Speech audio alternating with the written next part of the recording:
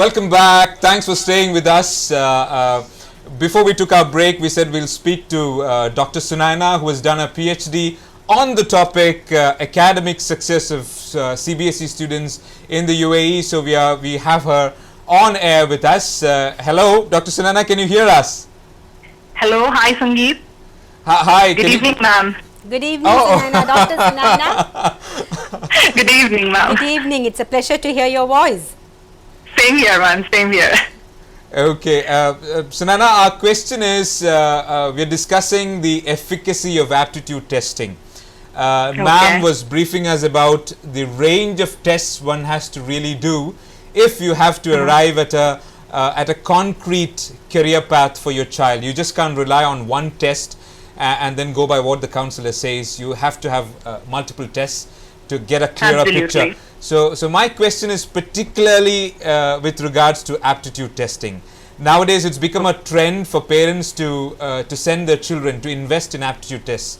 What does your study show?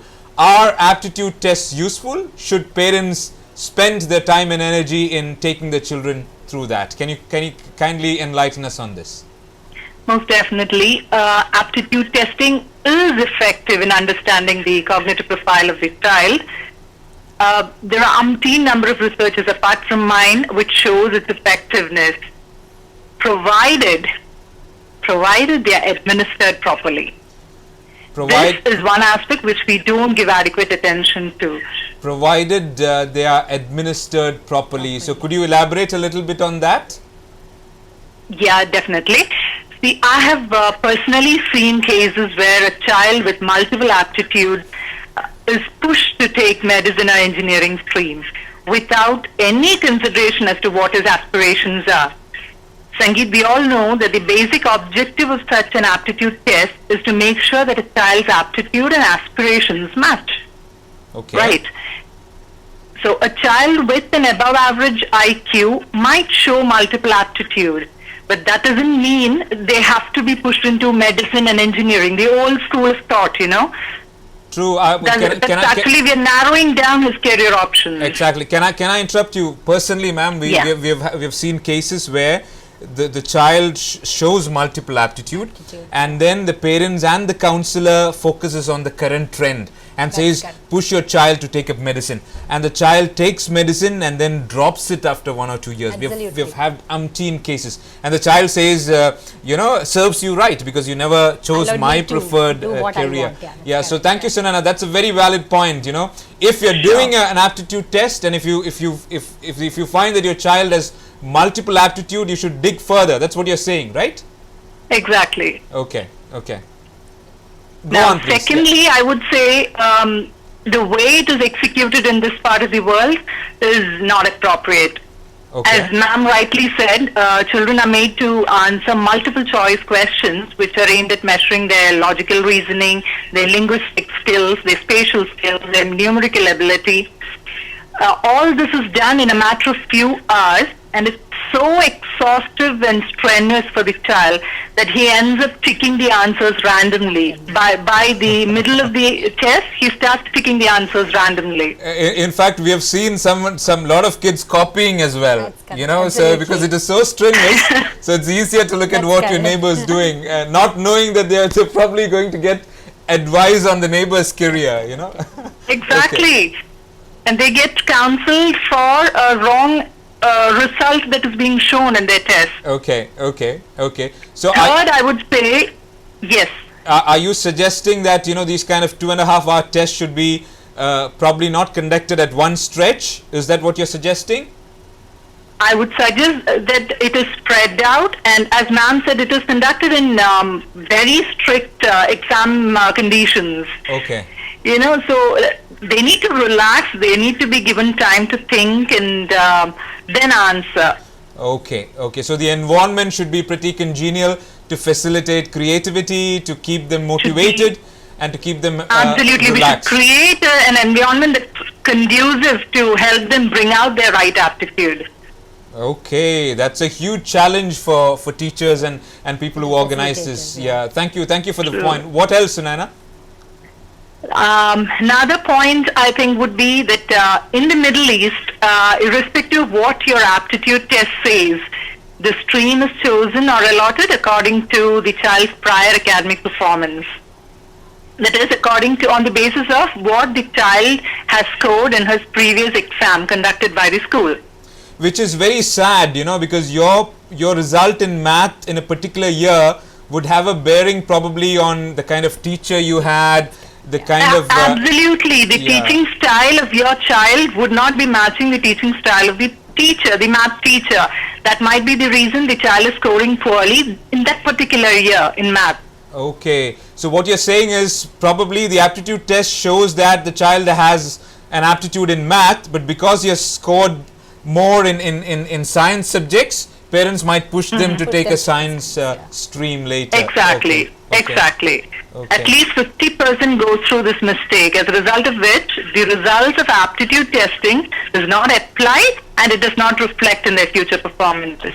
These are grave concerns. Thank you for bringing them up. What suggestions do you have for parents, Sunana? I would say that we need to take utmost care while choosing the aptitude test, while choosing with all due respect to the counselors and trainers in the market, as ma'am said, their credentials and their years of experience should be looked into. And while choosing the stream, the results of the aptitude test should be stringently followed. Okay, okay. Would you have something more for us, Sunana? Of course, you've added a lot of value. Thank you for those points. Would you have anything more for us? That would be all. That would be all. Okay, okay. Have a great time. Thank you for joining us on air. You too. Thank you. Can I request the studio to play a slide that we have for you?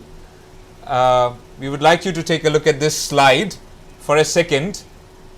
What we have is based on our experience, ma'am. We've just shared a couple of very reputed free aptitude tests. These are free ones, especially the first two. They measure aptitude. Please mind, parents, it's not about interest, it's not about personality, because ma'am said you have to really look at all three in detail. So the first two links are free links that give you aptitude tests that can be completed in probably 15 to 20 minutes time, which gives a fairly good indication on the appropriate career path. Okay, if you need more details, you can of course call us, you can of course send us an email, and we'll give you more details about these links. The links below, we'll be talking about them in detail in the subsequent session. Now, as time is running short, I would like to end the session with a couple of stories, ma'am. 20 years of experience. I'm sure there are a lot of parents like Mohammed out there, especially when kids reach grade 10 and grade 11. We find a fire raging in the hearts of parents. They run helter-skelter trying to find out the right career. And it's not just about finding the right career. After that, it's about finding the right college, the right university, and the right job. It's a long journey. So, ma'am, could you share some success stories with us? Success stories are plenty. Okay. And normally a student who has been systematic right from grade 9 upwards, Okay. they do end up, in my experience, they do end up in good career. Okay. Good choice of subjects first. Okay. Okay, and then later on the career. Okay. And I can talk about the wrong careers. Okay. That would be appropriate, I think. Sure, sure. And couple of when I was working in India, Okay. I had a boy who is, as you said, both the parents were doctors. Okay. Automatically, the choice of the parents was to become a doctor. Okay. The boy was very good in studies, have good aptitude in all the subjects, Okay. and he was a good artist too. Okay. Finally, he wrote his entrance examination, fared very well, Okay. got into merit to one of the prestigious medical colleges in India. Okay. But 6 months down the lane, he found out that he is not able to cope. Exactly. But his other passion was always fine arts. Okay. So he persuaded his parents, he left the college. Parents were really heartbroken because both were doctors, Okay. very well known doctors in the field.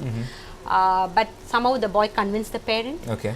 and he ended up doing in one of the finest fine arts schools in India. Okay. Now he is a well known artist. holding exhibitions. Okay, but the boy had an aptitude for the subject. True. And he didn't want to disappoint his parents. Okay. He went into it. Okay. But 6 months he worked there, but Okay. he understood that that is not his calling. Exactly. Parents, please understand, it's not just about aptitude. Let's say your son has got aptitude in math and he's really able to solve math That's problems correct, yeah. quickly. But that's not the full picture. Maybe his passion lies elsewhere. yeah. Maybe his heart is longing for another career. And nowadays kids are getting increasingly independent, and you send them for medicine. They spend 2 years or 3 years of their life. You spend a lot of money, a lot of energy, and it might be then that they realize that they're better off That's correct, elsewhere. yeah. Especially subjects like engineering, medicine, chartered accountancy. Okay. They all end up going there, but Okay. then they come out without doing good. True. Ma'am, I want to just elaborate on something to our young viewers. I'm sure a lot of our young viewers are looking at our parents and saying, see, you cannot force us to take a career, especially after that movie Three Idiots was released Okay, a few years back. But guys, youngsters, please note, you're currently 13, 14, 15. You don't have the wisdom right now to choose an appropriate career. So just because you love photography today, that does not mean that you'll be an ace photographer, or just because you're good at speaking and debating, it doesn't mean that you could be a good trainer or a good media personality. So trust your parents, trust your teachers. We have to work together as a team to make sure that we find a right career for you, because in fact I wouldn't want to elaborate on this, ma'am. What research says is, let's say you're looking for a job, you have to worry about the money you get. That's correct. Regardless of what the youngsters nowadays say, money is an important factor. Imagine you're having an alumni meet after 10 years and your friends come in a Porsche Cayenne and a Rolls Royce and you come in using public transport. We don't find any problem with that, but it might hit your self-esteem big time. So money is The first a question the factor. students ask me is that, Okay, how much I will be able to earn, ma'am? exactly. Okay, exactly. I'm doing 4 years of engineering. True. After that, how much I'll be able to earn? True. I think you So should that is look the at first question the students ask. Very true. Which very career true. will pay me the best? Exactly.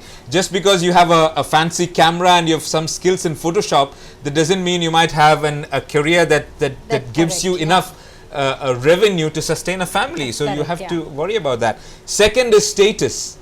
A neurosurgeon or a cardiac surgeon or a pediatrician or a teacher gets a lot of respect in the society.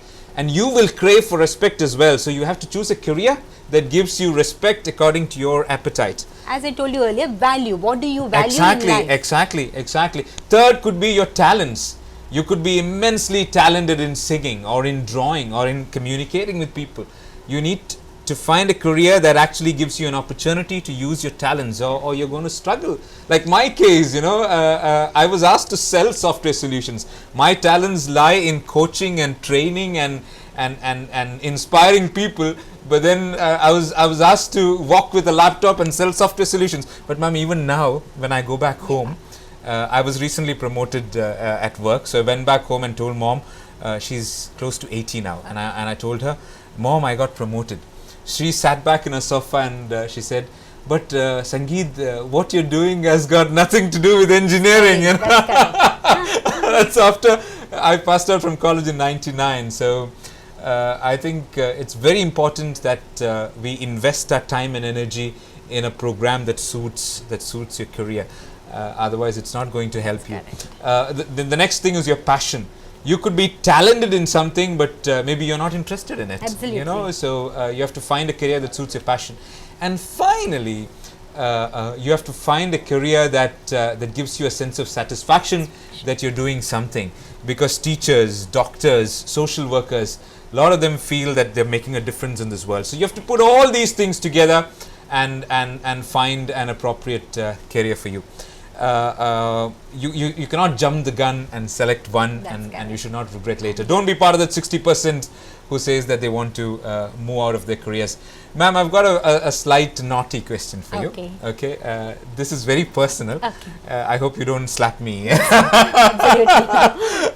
Ma'am has got a delightful daughter. Okay, Shruti. And Shruti currently is at Singapore, and she's into finance. Okay, and she has accounting. She's chosen a career in accounting. But I'm Shruti's Facebook friend, and I know for certain that she loves reading. She's a woman of words and letters. Do you think this passion? Is she going to find solace in this passion, pursuing a career in finance? That is her passion. Sorry. That is her passion. Okay. There were times when she wanted to translate that into her profession. Okay. There were times. Okay. But then she realized it. Okay. And that is only a passion right now. Okay. Maybe at later stage she may want to, she's having that kind of an idea. Okay. Maybe she want to end up taking up as a journalism or a Okay. finance journalist, Okay. something related to that. Okay. You know why I asked this question? Sorry, ma'am. That Not a was problem. personal. You know why? Because there are so many youngsters out there who are probably passionate about theatre. That is a interest. Exactly. And interest need not necessarily be your aptitude also. Exactly. So Exactly. interest and aptitude go together in Okay. choosing a career. Okay. But high interest does not mean you have an high aptitude in that. Exactly. I would like to add on to that particular point. Let's say you're very passionate about theatre. You're very passionate about, like Shruti being passionate about reading, okay, or somebody being passionate about conducting trainings. You necessarily don't have to choose that as a career. You can choose a Absolutely. career in which you have aptitude in, which gives you status, which gives you reasonable income and satisfaction, and you can of course use your free time to further engage in your passion. Exactly, because you have probably 2 days off every week, you get holidays, you can freelance if required. So just because have a basic career, primary career, and you can have Exactly. it as a secondary one. Definitely. So this is why I actually brought this question up. Just because you're passionate about something, you necessarily do not have to find a job In that that provides particular you area. exactly that. Exactly. But make sure that you use your time wisely, okay, and find a job where you feel energized and enthused, and at the same time follow this passion as well. And interest can also keep changing. Exactly. Especially at the age of 16, 17. Exactly. It keeps changing. So you should not focus your career based only on your interest too. True. That's a very valid point. You know, you could have one set of interests when you're 16, and then later, 5 years later, you might They move say on. it stabilize only when you are reaching your adulthood. Exactly. So a lot of considerations to be taken into account. This is something that has to be very carefully done. I think ma'am and Sunaina, the points where aptitude testing is definitely the first step, okay, if I may summarize, and it's very important to get an aptitude test done. So guys, make sure that you do it. Couple of free links that we had shared with you.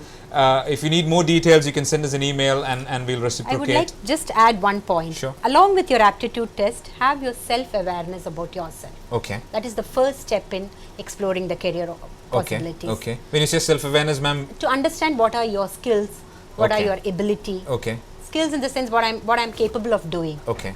And your personality. Okay. What am I good at? Okay. Okay. What type of a person I am. Sure. And as I told you earlier, values. Sure. What is that I value most in my life? Exactly. I think the point is, parents, please make sure that you meet the career counselor at school. By grade 9 onwards, they can start doing all the these process. things. Yeah. Have meaningful discussions with your children. Allow them time to introspect. Let them become aware of their strengths, their areas for improvements. Try out the 2 links that we sent you, and don't just throw it at your children and ask them to do that. Sit along with them and make sure that they do it meaningfully, they do it effectively. SGS gives you a lot of career options along with your educational possibilities. Exactly. Ma'am, thank you. Thanks a lot for being with us. Thank you, as Dr. Sandeep. always. It's a pleasure being here. Okay. Our association goes a long way, and I hope we'll continue to have a very long, mutually Inshallah. beneficial relationship, inshallah. Thank you. Thanks a lot, ma'am. Brothers and sisters, we'll be back again next week discussing the same topic, but we'll move from aptitude testing to personality based testing, which is the next part of the picture. And in the 3rd episode, we'll finally complete the picture and give you more valuable insights on having a wonderful career. Before we leave, we would like to wish you all a very, very wonderful new year. And as we're running out of time, let me keep mum, and I would like to end with a small video clip, which is our wishes for you for the new year.